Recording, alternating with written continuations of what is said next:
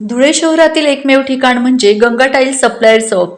आमच्याकडे सर्व प्रकारच्या टाइल्स उपलब्ध आहेत। यामध्ये ceramics, oil tiles, floor tiles, vitrified tiles, steps and riser tiles, parking tiles, kitchen sink, sanitary ware इत्यादी। आपल्याला परवडणार अशा दरात आमच्याकडे टाइल्स उपलब्ध आहेत। यासाठी एकदा अवश्य भेट द्या। पत्ता Ganga tiles supplier shop, 405 micro tower, Wadjai road, Dhule. Mobile number 70 574 83 849।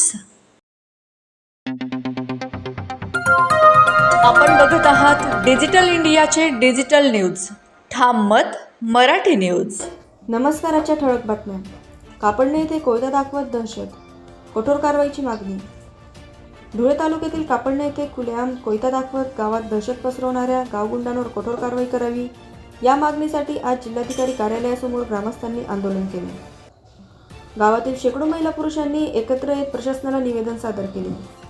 दिनांक 20 रोजी कापडणे येथील भवानी चौकात राहुल देवीदास पानसाळ व उमेश अंबादास शिलावट यांनी भरत भीमराव पाटील व दत्तात्रय पुंडलिक पाटील यांना कोयत्याचा धाक दाखवून धमकवल्याची घटना घडली।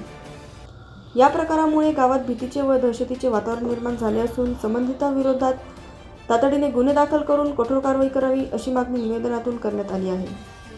यावेळी संभाजी पाटील, संजय पाटील, अविनाश पाटील, जितेंद्र पाटील, लोकेश पाटील, तुषार पाटील, महेंद्र पाटील, ललित पाटील, हेमंत पाटील, भावेश बोरसे, आकाश पाटील, रामकृष्ण पाटील, डॉक्टर भानुदास पाटील, महेश पाटील, योगेश पाटील, प्रकाश पाटील, वाल्मिक पाटील, गिरीश पाटील, चारुदत्त पाटील आदी ग्रामस्थ मोठ्या संख्येने उपस्थित होते।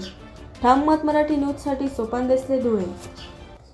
दिनांक 20 जानेवारी या दिवशी आम्ही लग्नाला जात होतो, तर आम्हाला स्टँडवर 2 नालायक हल्लेखोरांनी आमच्या पूर्ण फॅमिली होती माझी, तर त्या पहिले एक गाडी जात होती 407, त्या गाडीला त्यांनी आधी कोयता दाखवला। त्याच्यानंतर आमची गाडी मागून येत होती, तर आमच्याजवळ आले व त्यांनी आम्हालाही कोयता दाखवला आणि त्यांनी पूर्ण आमच्या गाडीवर हल्ला केला। त्या गाडीत मी, माझी सासू, माझे आई वडील व माझे मिस्टर होते। त्यांनी पूर्ण आमच्या गाडीला पूर्ण घेरून घेतलेले होते। तर अशा हल्लेखोरांना अटक करा आणि सोनगीर पोलीस स्टेशन याच्यावर काहीच निर्णय घेत नाही किंवा कार्यवाही करत नाही।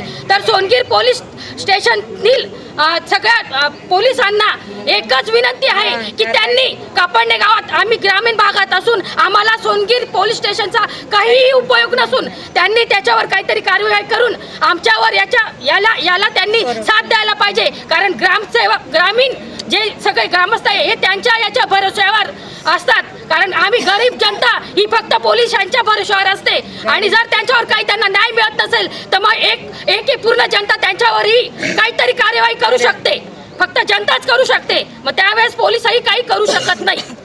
मयूर पाटील, आमच्या श्रीराम चायनीज आमचे हॉटेल आहे, आमच्या हॉटेलवर त्यांनी हल्ला केला होता कोयत्याने। तेव्हा माझ्या मिस्टरांना त्यांनी धमकी दिली होती की आम्ही तुझा गेमच करू असं। म्हणून माझी सगळ्यांना नम्र विनंती आहे, जिल्हाधिकारी न्यायालयाला पण सोनगीरला पण आम्ही गेलो, म्हणून माझी विनंती आहे की हल्लेखोरांना लवकर अटक करा आणि कापडणे ग्रामस्थांना, सर्व महिलांना न्याय द्या, बस एवढंच। महाराष्ट्रातील ताज्या घडामोडींसाठी पाहत रहा ठाम मत मराठी न्यूज। तसेच आमच्या चॅनलला लाईक, शेअर, सबस्क्राईब करायला विसरू नका।